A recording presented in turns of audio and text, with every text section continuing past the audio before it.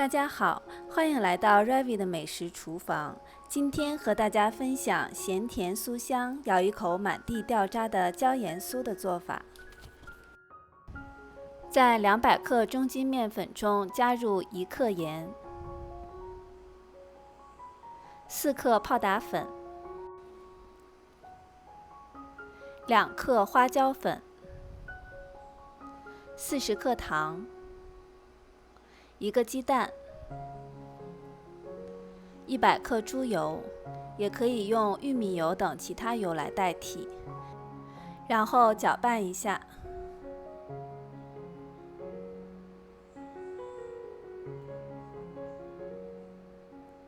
搅拌到看不见明显液体的时候，我们就可以上手揉面了。揉到猪油和面粉充分地融合到一起。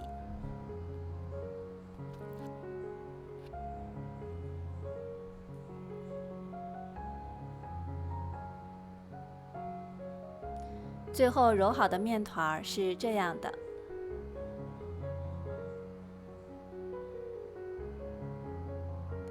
然后我们掰下一小块，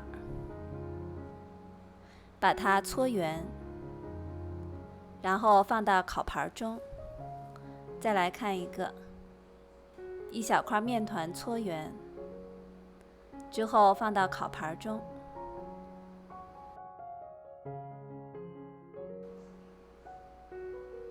这些材料我一共做了20个，我数学不好，你们帮我算一下每一个大概是多少克。都做好之后，我们在中间压一个坑，我用的是刀把，也可以用擀面杖的头部。总之，选择大小合适的武器就可以了。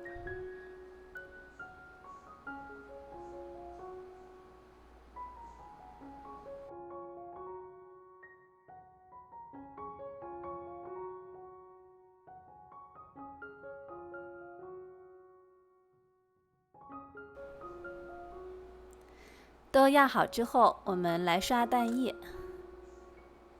我们刚才那个鸡蛋应该留下1/3刷蛋液，我忘记了，所以又用了1个鸡蛋，有点浪费。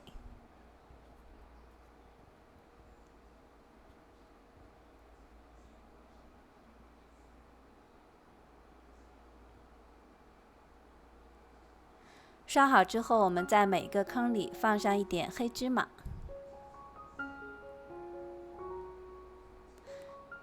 都放好之后，就可以进烤箱烤了。烤箱预热375度，烤15到20分钟。现在已经烤好了。咦，太酥了，有一个在放下的时候碎了，说的就是它。好吧，既然这个碎了，那就让它牺牲一下。我们把它掰开看一下，里面非常的酥。现在还没有完全的凉，但是已经很酥，很好吃了。一定要晾凉之后再盛出，否则它会碎掉的。好啦，我们的椒盐酥就做好了。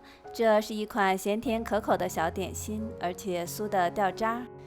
如果您喜欢我的视频，欢迎您给我点赞、订阅、转发，谢谢您的观看，我们下次再见。